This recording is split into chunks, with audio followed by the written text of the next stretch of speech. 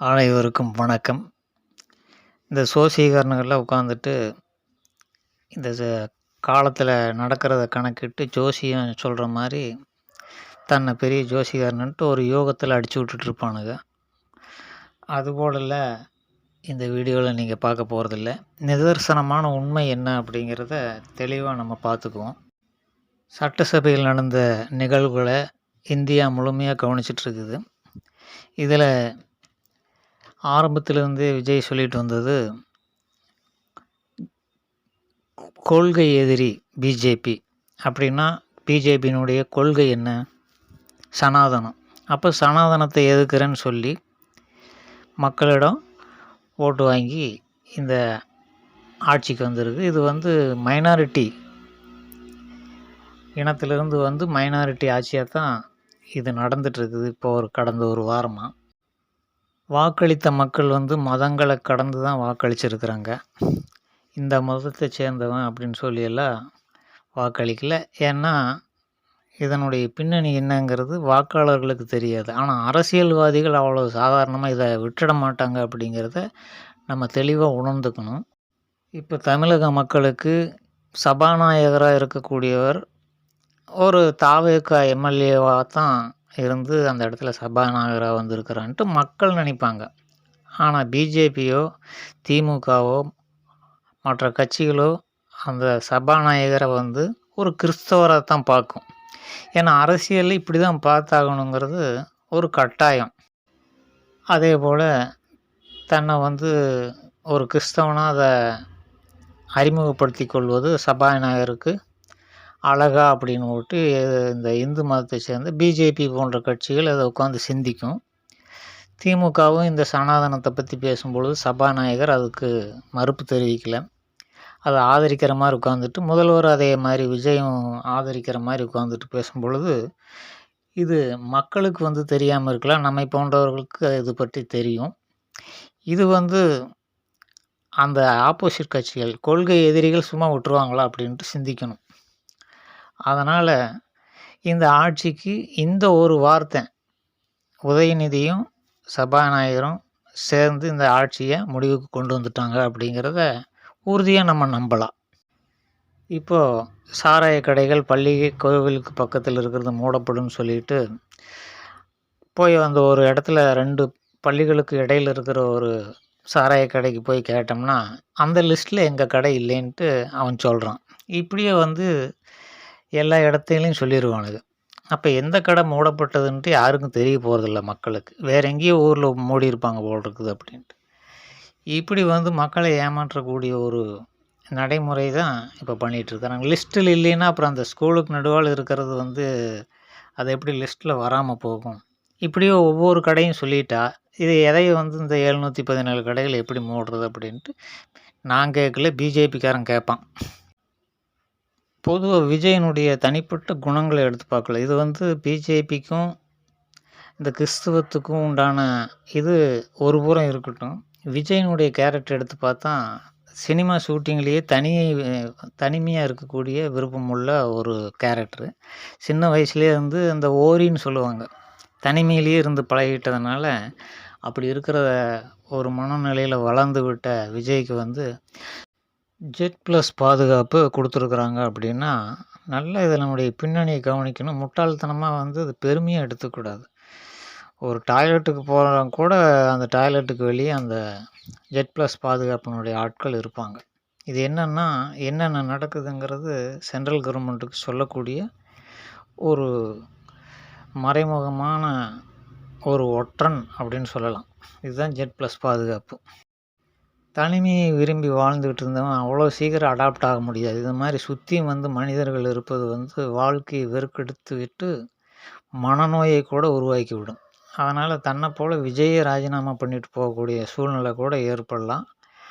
ஏன்னா இது ஆட்சி செய்கிறது என்னமோ சினிமாவில் நடிக்கிற மாதிரி ஒரு டயலாக் பேசிட்டு சரி வள்ளின்னு இன்னொரு தடவை பேசிக்கலாம். அந்த மாதிரி எல்லாம் இதை ஆட்சியில் செய்ய முடியாது. 2வது ஷூட்டிங் இல்லாத நாளத்தில் நம்ம சுதந்திரமாக இருக்கலாம். ஆனால் இது 365 நாளும் சுதந்திரம் பறிபோன ஒரு வாழ்க்கைங்கிறதுனால 108 நாளில் விஜயனுடைய ஆட்டம் அடங்கி போயிடும். ஏன்னா இதெல்லாம் வந்து ஜீரணிக்கக்கூடிய அளவுக்கு வந்து மனப்போக்கம் விஜய்க்கெல்லாம் கிடையாது. இத நம்ம உறுதியா சொல்லுவோம். தனிமையை விரும்புபவர்கள் இந்த கும்பல வந்து ஒருபோதும் அத அந்த கும்பலுக்கு அடாப்ட் ஆக முடியாது அப்படிங்கிறத, தன்னை சுத்தி மனிதர்கள் இருப்பது வந்து மனநோய கூட உருவாக்கிடும் அப்படிங்கிறத புரிஞ்சுக்கணும். அரசியல்ல காலங்காலமா இருந்து வர்றவங்களுடைய நிலைமை வேறு. அது வந்து அதிலேயே பழக்கப்பட்டவங்க, பக்குவப்பட்டவங்க. இதெல்லாம் வந்து விஜய்க்கு ஒத்து வராது அப்படிங்கிறத, இன்னும் ஒரு சில நாட்கள்லேயே விஜய் உணர்ந்து கொண்டு, அதிலிருந்து வெளிவரக்கூடிய சூழ்நிலை உருவாகும். இந்த சோசிகாரனுங்க எப்படி சொல்லுவானுங்க, சூரியன் இந்த இடத்துல இருக்குது, விஜயனுடைய இந்த ராசியில சஞ்சரிக்கிறதுனால மனசஞ்சலங்கள் ஏற்படும் அப்படின்னெல்லாம் வந்து பலன்கள் சொல்லி, இது ஒரு சைக்காலஜி தான். மனிதனுடைய அவனுடைய வாழ்க்கை சாராம்சத்தை பின்பற்றி அதனுடைய முடிவுகளை எளிதாக புரிந்து கொண்டு சொல்வது தான். இது சோசிய கட்டங்களை ஒரு மறைமுகமாக வச்சுக்கிட்டு சைக்காலஜியில் சொல்லிகிட்டு இருப்பானுங்க இந்த சோசியக்காரனுங்க. அப்படி நம்ம சோசியத்தை வந்து சொல்லாமல் நேரடியாகவே இது நடக்க போகுதுன்ட்டு நம்ம சொல்லிகிட்டு இருக்கிறோம். நம்ம தப்பு செஞ்சிட்டா அப்படின்ட்டு வாக்கு போட்ட இந்துக்களை எல்லாம் வந்து நம்பும்படி செய்ய வேண்டியது அடுத்தது பிஜேபி போன்ற கட்சிகளினுடைய வேலையாக இருக்கும். அப்போ என்ன ஆகும், மக்கள் வந்து திசை திருப்பப்படுவார்கள். நம்ம தப்பு செஞ்சிட்ட மாட்டிருக்கு, இவனுக்கு போய் ஓட்டு போட்டுட்டுமே, இவன் வந்து சட்டசபையிலேயே நம்ம இந்து மதத்தை சனாதனம்னு திட்டுறான், அதை கேட்டுட்டு உட்காந்துட்டு இருக்கிறான், இவனுல கிறிஸ்டியனுங்க அப்படிங்கிற ஒரு எண்ணத்தை வந்து இவனுக்கு விதைச்சிருவானுங்க. இது கூடிய விரைவில் இப்போவே வந்து அது துவங்கிட்டாங்க, அது நடக்க ஆரம்பிச்சிடும். அப்புறம் என்ன, வழக்கம் போல் ஏதாவது ஒரு காரணத்தை சொல்லி ஒரு ஆட்சியை கவுத்துட்டு திரும்ப வந்து இந்த பிஜேபி ஒட்டுறவு இல்லை, அது இல்லை அப்படிங்கிறதெல்லாம் வந்து மிகப்பெரிய கதை. இந்த அண்ணா திராவிட முன்னேற்ற கழகம் வந்து போனவனுங்கள திரும்ப வந்து ஒட்டிக்குவானுங்க. சசிகலாவினுடைய தலைமையின் கீழே இந்த அண்ணா திராவிட முன்னேற்ற கழகம் உயிர் வரப்போகுதுங்கிறது தெளிவாக தெரியுது. திமுக தலைவருடைய கருத்து என்ன, 6 மாதங்கள் வரை நாங்கள் எந்த தொந்தரவும் பண்ண மாட்டோம், அதுக்கு பிறகு தொந்தரவு பண்ணுவோம் அப்படின்னா, இந்த ஆட்சியினுடைய ஆயுள் காலம் 6 மாதம் தான் அப்படிங்கிறது தெளிவாக நம்ம புரிஞ்சுக்கணும். இதனுடைய பின்னணியில் என்ன இருக்குதுன்னா, இந்த சசிகலாவினுடைய தண்டனை பெற்ற பிறகு 6 ஆண்டுகளுக்கு தேர்தலில் நிற்க தடை இருக்குது. அது 27 ஜனவரியில் அந்த தடை வந்து முடிவுக்கு வருது. அதற்கு பிறகு தேர்தலில் போட்டியிட எந்த தடையும் கிடையாது. அதற்குள்ள கட்சியை ஒன்றிணைத்து பழையபடி திரும்ப இந்த பீனிக்ஸ் பறவை மாதிரி வரப்போகிறது தெளிவாக தெரியுது. அதற்கான திட்டங்கள் எல்லாம் பின்னணியில் நடந்துட்டுருக்குதுங்கிறத நம்ம பார்க்குறோம். இது கட்சியை உடைப்பது போல் அப்படி அங்கே இங்கே என்று ஒரு தோற்றத்தை உருவாக்கினாலும் இறுதியில் இந்த முடிவு தான் எட்டப்படுங்கிறது அறிவு சார்ந்து நம்ம சிந்திச்சு பார்த்தா எளிதில் புலப்பட்டுடும். இது எல்லாருக்கும் தெரியும், தெரியாதது போல் அதை மறைத்து கொண்டு ஓலையிட்டு கொண்டு இருக்கிறாங்க அப்படிங்கிறது நம்ம பார்க்குறோம். திரும்பவும் சசிகலா பிஜேபி இடையிலான அந்த உறவு தொடரும். அதன் மூலம் என்ன ஆகுன்னா, பலவித இப்போ பிரிந்திருக்கிற ஓட்டு இளைஞர்களுடைய ஓட்டு தான். அதை கவர என்ன வழி அப்படிங்கிறத திரும்ப பிஜேபி கையில் எடுக்கும். அதே போல் அதிமுகவும் கையில் எடுக்கும் அப்படிங்கிறத நம்ம பார்க்குறோம். 5000 திருடர்களை ஒன்று சேர்த்து வச்சுக்கிட்டு ஒரே ஒருத்தன் நல்லவனாக இருக்கிறேன்னு சொல்லிட்டா அது போதாது. அந்த 5000 பேர் தன்னுடைய கடமைகளை திறம்பட செஞ்சிட்ருப்பாங்க.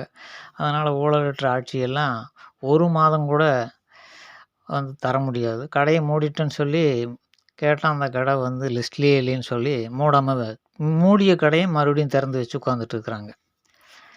இப்படி இருக்கும் பொழுது இதெல்லாம் வந்து சும்மா மக்களை ஏமாத்துறதுக்காகத்தான் இந்த நடைமுறைகள்லாம் இருந்துட்டு வருதுங்கிறத புரிஞ்சுக்கிட்டு இந்த ஆட்சி விரைவில் கவுளும் அப்படிங்கிறது உறுதியாக நமக்கு தெரியுது.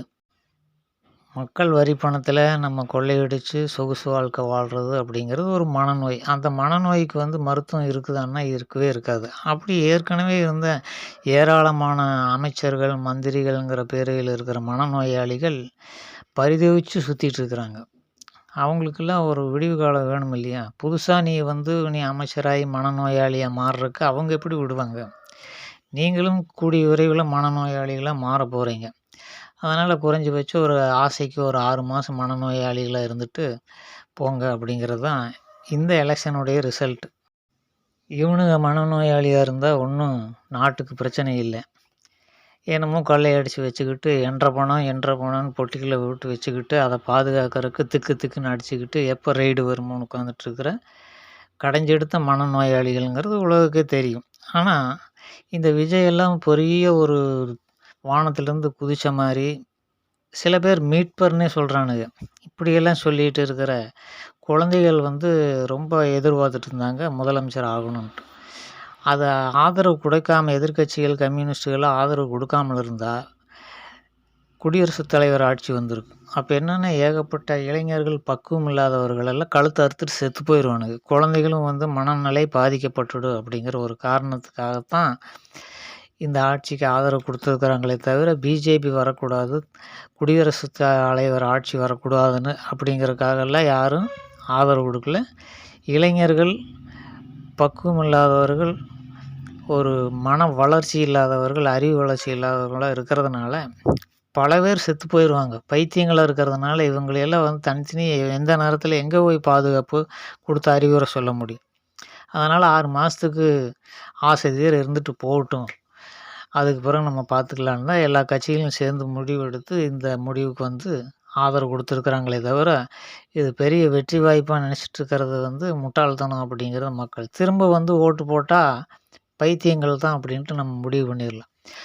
ஒரு ஊழலற்ற ஆட்சியெல்லாம் செய்யணும்னா அடிப்படையில் வந்து மனிதர்கள், தமிழ்நாட்டு மக்கள் மட்டும் இல்லை, அரசு அதிகாரிகள், அரசியல்வாதிகளே மாறணும். இதில் இருக்கிற இப்போ பாதி பேர் அண்ணா திராவிட முன்னேற்ற கழகம், மற்ற திமுக கட்சியிலேருந்து வந்து இங்கே சீமான் கட்சிங்கிறாங்க, அப்புறம் என்ன தேமுதிக, இது போன்ற கட்சியிலேருந்து வந்து இணைந்தவர்கள் தான். இவங்களெல்லாம் வச்சுட்டு நல்ல ஆட்சி தர்றேன்னா அது மிகப்பெரிய முட்டாள்னால தான் அதை சொல்ல முடியும். அதனால் இது வந்து இந்த ஆட்சி கவிழ்வது உறுதி அப்படிங்கிறத, இந்த குழந்தைகளுக்காக 6 மாதம் ஒரு ஆறுதலுக்காக இந்த ஆட்சி இருக்குது அப்படிங்கிறத நம்ம தெளிவாக புரிஞ்சுக்கிட்டு கூடிய விரைவில் இந்த ஆட்சி கவிழும், திரும்ப வந்து எலெக்ஷன் வரும் அப்படிங்கிறத நம்ம அறுதியிட்டு கூறுறோம்.